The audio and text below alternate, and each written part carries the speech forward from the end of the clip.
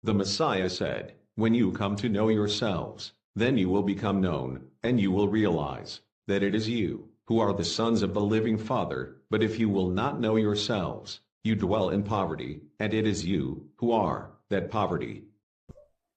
Ano po ang kaparusahan ng alayham sa lider na sinungaling o laging nagsisinungaling? Maraming salamat po sa sagot. Yun po yung katanungan. Tagpas. Tagpas. Ayan sis, tinagot na ng ating Malari. Tagpas. Walang puwang sa kingdom ang sinungaling. Lalo na mga officer. Yan po. May isa pa pong katanungan dito, kaya lang medyo out of topic po. Baka pwede pong paunlakan hanggat wala pong nakataas ng kamay. Sige, Mapagpalang gabi po sa kawan, sa Prisod, gayon din po sa mahal na Haring OHC. Out of topic po yung tanong po. Ano po ba ang ibig sabihin ng Revelation chapter 11 verses 1 and 2? Ang ibig po bang sabihin noon ay na yung mga priest na mga Levites ay hindi makakaranas ng persecution sa panahon ng tribulation, at yung nasa labas ng templo pero nasa loob naman ng bakuran o nasa kawan, makakaranas ng persecution sa kamay ng mga hintil. Yun po yung katanungan niya po.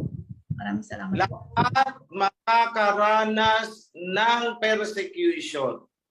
Actually, ang mga priest ang unang ibabala sa kanyon.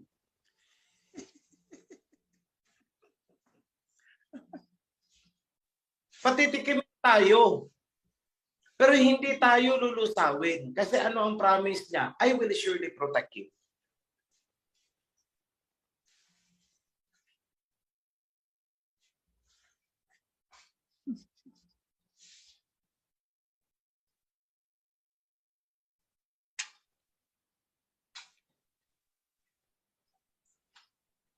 Ayan, nasagot ko na sis. Lahat makakaranas, makakatikim.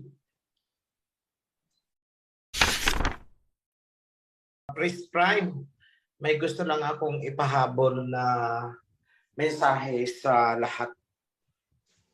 Opo, Malari po. Unang-una, gusto ko lang i-define.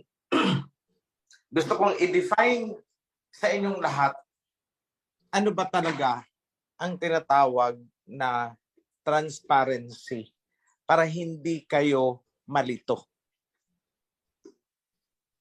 Ayan. Ano ba yung transparency?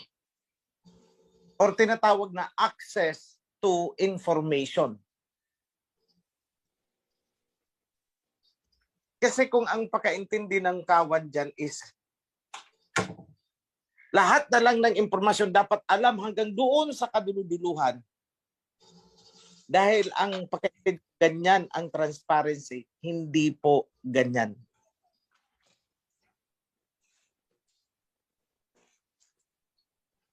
Hindi po ganun. Meron po tayong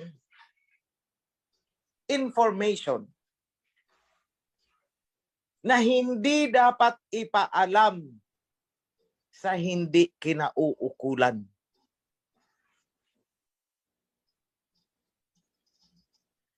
So let me define transparency. Transparency is making the information on a need-to-know basis. Yan. That is the definition of transparency. Making the information on a need-to-know basis. So if you want an information, magre-request ka ng information. Ito ang tanong. Saan mo gagamitin ang information? Because an information, may mga sensitive information na kapag napunta sa kamay ng mga tao na irresponsable, gagamitin sa hindi tamang gamit, ikakapahamak ng kawan.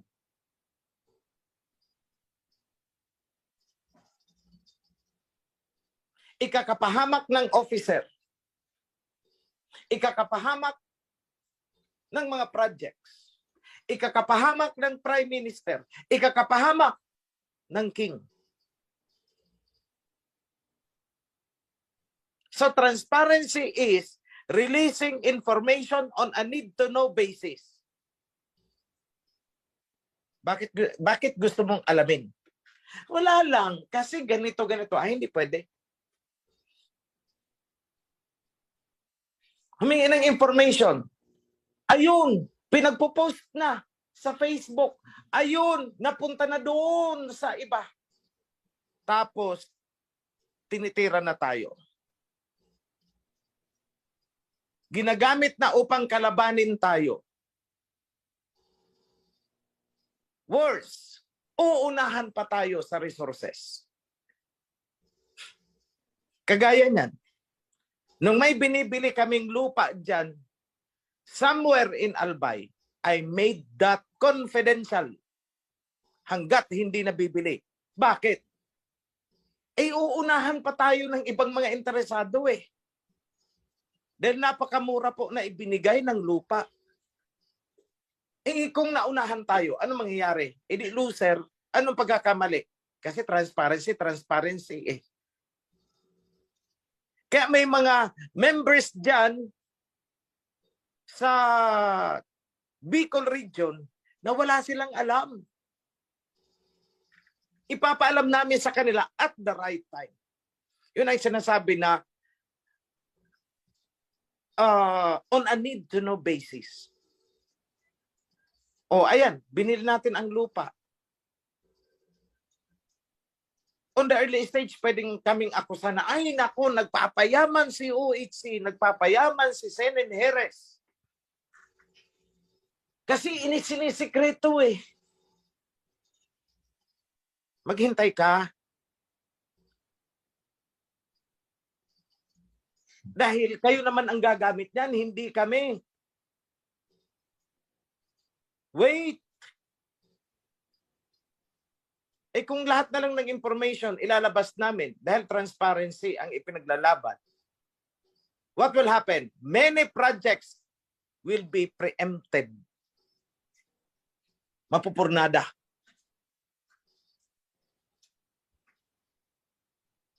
Diyan sa Kasili, kung nag-ingay, dahil transparency, nagpaplano pa lang nabibilhin ito, nag-ingay. Ano mangyayari? Di inunahan tayo doon ng iba sa lupa na dapat makuha natin. I remember, isang province dyan sa Bicol, I think it's Naga. Yung lupa ay bibilhin. Okay. Hindi na control ang information, kumalat. Ano nangyari? Nung babayaran na, i-acquire yata, ay aba, doble na ang presyo. Bakit? May nagbid kasi sa kabila eh. Huwag mong ibigay sa kanila ng 500 per square meter. Willing akong bilhin niya ng 700 square meter per square meter. May nakaalam eh. Nung i-acquire na, ay ayaw nang ibigay ng 700, 1,000 na. From 500 to 1,000 per square meter. Bakit? Ang iingay kasi, transparency. Ayan, tuloy, transparency kayo. But I'm not sure if it's Nagaha, I'm not sure. Basta there is this one case. Pasensya na, ang dami ko kasing iniisip. So magwi-waiver ako dyan, mag-disclaimer ako. Hindi ako sigurado if nangyari yun sa Naga or somewhere else. Basta may pangyayaring ganun.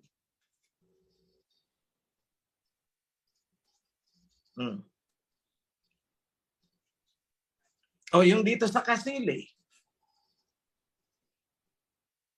Biglang nagtaasan ang value ng mga lupa dahil nalaman nila na may plano tayong ganito.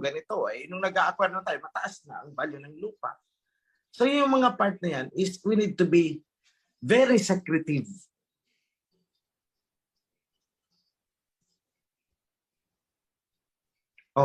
Secrecy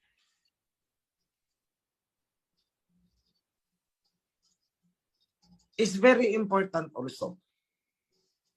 But if you really need the information at ang pangangailangan mo ay pertinent, justified, we will give you the information. Yun ang transparency. So transparency has limitation. Ngayon, on the lowest level sa chapter, kung ang pagkakagastusan lang naman ninyo pinag-uusapan is project sa loob ng ng chapter ninyo, wala naman dapat ilihim sa mga members. Make it transparent. Nagpadala kami ng pera. Make it transparent. Ito ang pinadala ng head office. Kailangan malaman ng members. Magkano ang naging total ng contributions ninyo dyan? Make it transparent. Kasi kailangan yan malaman ng members. Pero pag nagpadala kami, pinadala namin kayo ng 500,000, 1 million, 2 million, 3 million.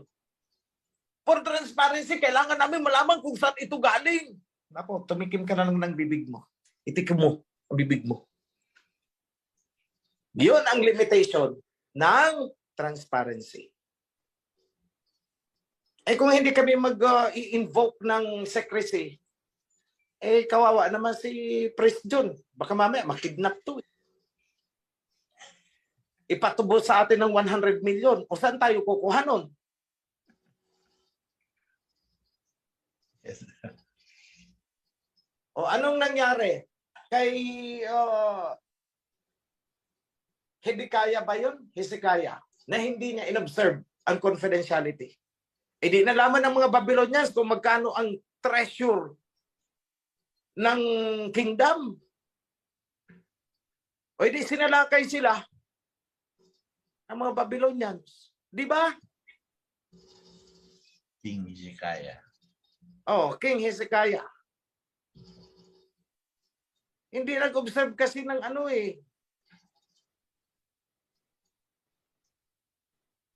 So dito sa atin, we will observe that.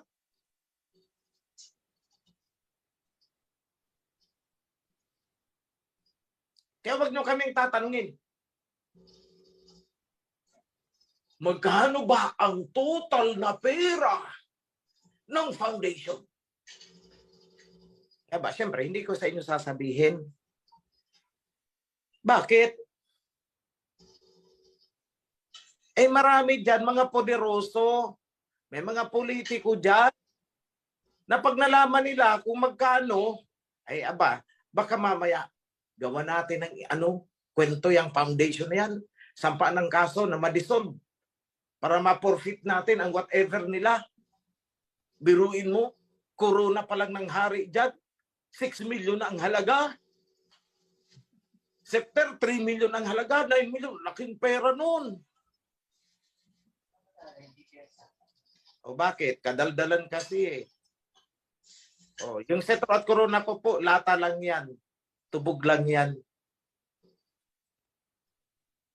Yung mga ganun lang. Tubog lang yan. Yung jewels dyan, makikita nyo someday, puwet ng baso lang yan.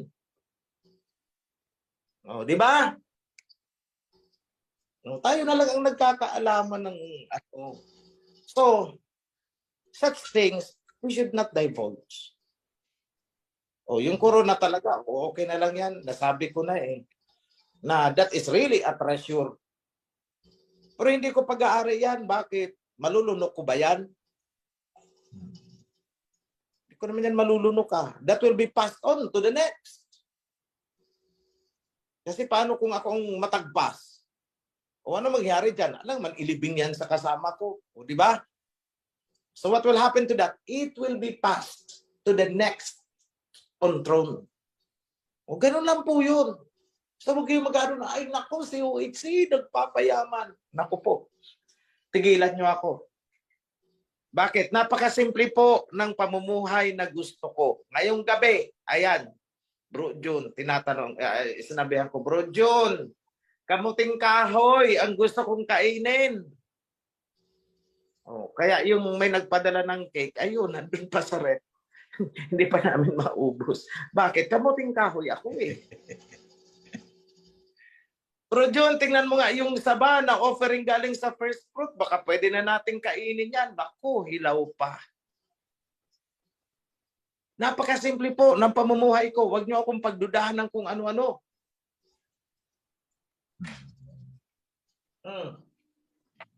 Isa lang naman ang kapritsyo ko sa buhay. Aminin ko na sa inyo, isa lang.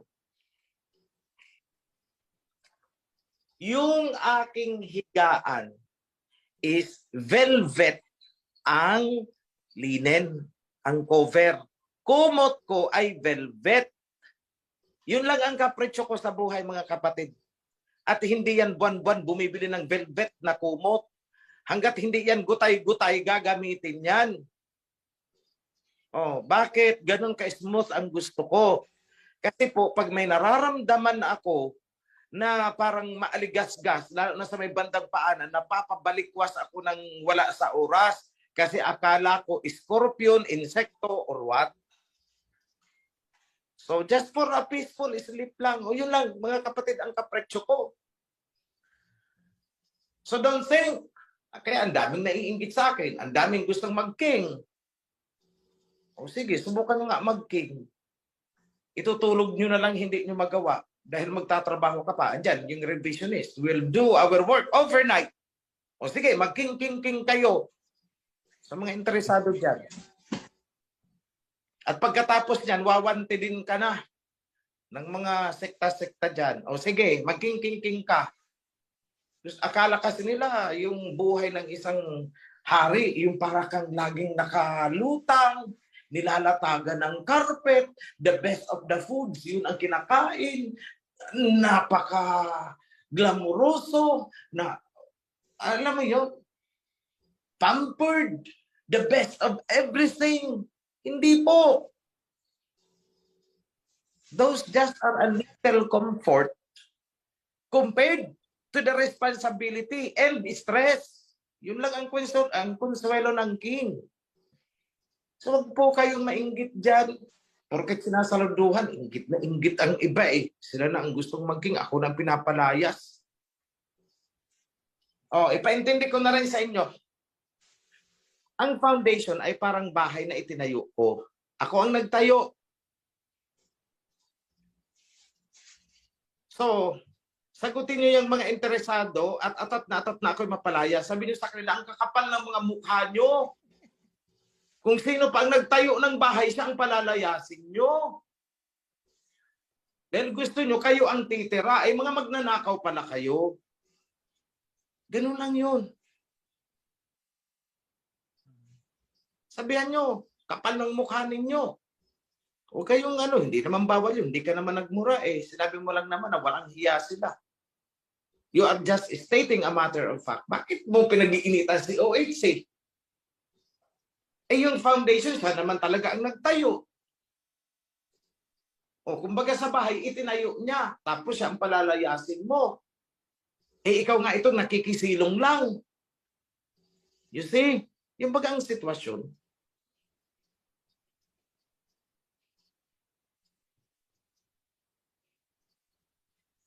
Yan ang sitwasyon.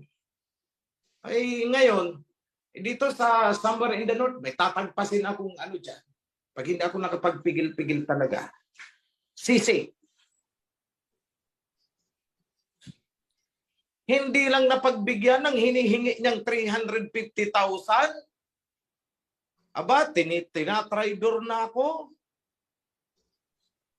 O bakit hindi ko binigyan ng 350,000? Pansariling interest niya eh. Pansarili.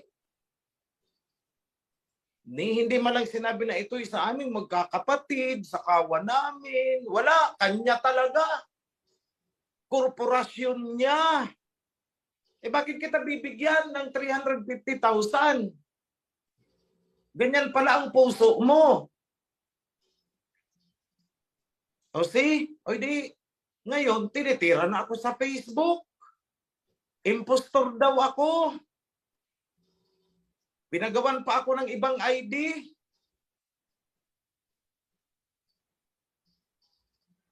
O ito, si OHC. Impostor. Ito, tingnan nyo ang ID niya. O ito pa, isang ID. Hindi naman ako yun.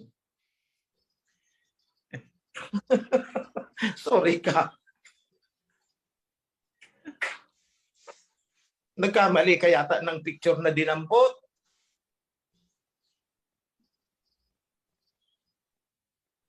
Lahat ng paninira, gagawin ng lahat ng sino man na interesado na nakawin or hijackin yung bahay, yung foundation. At gusto nila silang magre-reyna-reynahan, silang maghahari-harian sa isang bahay na itinayo ko. O, pasensya na, sasabihin ko ng ko. Yun naman talaga ang reality. So despite na ako ang nagtayo ng foundation, hindi ko pinagdadamot. Kaya nga, naandyan kayo. You enjoy the proceeds.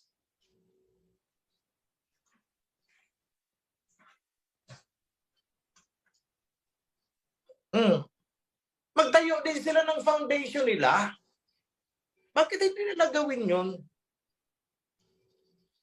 O mag-proclaim din sila na king sila. O tingnan natin kung sino ang may follower. Alam niyo kasi, when nobody has the right to proclaim or even entertain sa sarili niya na king siya, kung wala siyang follower. The mere fact that I have thousands of followers, that legitimizes the kingship. Nire-recognize. Kasi kung hindi yan nire-recognize, ay baliw ako. And by the way, makorek ko lang. Hindi po ako nag-angkin, hindi ako nag-proclaim ng mga titulo na ako'y mensahero, ganito, ganon. Sino ang nagbato sa akin ng mga titulo na yan? Kayo, hindi ako. Maghanap kayo kahit isang video na magpapatunay na ako mismo ang nag-declare sa sarili ko na mula ngayon, ako ay king. Wala. Dahil sa totoo lang, hindi ko naman hinangad dyan. Aanhin ko yan. Kumbaga sa pananaw ng mundo, pag namatay ka, isa lang naman yung nakakabit sa pangalan mo, RIP. Diba? Oh, aanhin ko yan. Those are only worldly fame. Tapos, katumbas niya sa grabing sakit ng ulo. Ay, naku, para kang bato na pupukpok sa sarili mo eh. So please, baguhin nyo ang tingin nyo sa akin. Ganda. Baguhin nyo ang tingin niyo sa akin. Yung mga nag-iisip-isip ng kung ano-ano dyan, post dito, post doon sa Facebook. Alam ninyo, habang kinakalaban ninyo ako, para nyo na ring kinakalaban ang bigas na para sa inyo. Para kang naggagalit sa bigas. Yun, kapag kayo ay nagagalit sa akin, para kayo nagagalit sa bigas. Itakwil ninyo ako para ninyong itinakwil ang bigas na kakainin ninyo. Ganyan po ang analogy on an spiritual sense. So hindi ko po sinasabi na ako ang bumubuhay sa inyo. Hindi po ganun ang ibig kong sabihin. I am talking about a future event.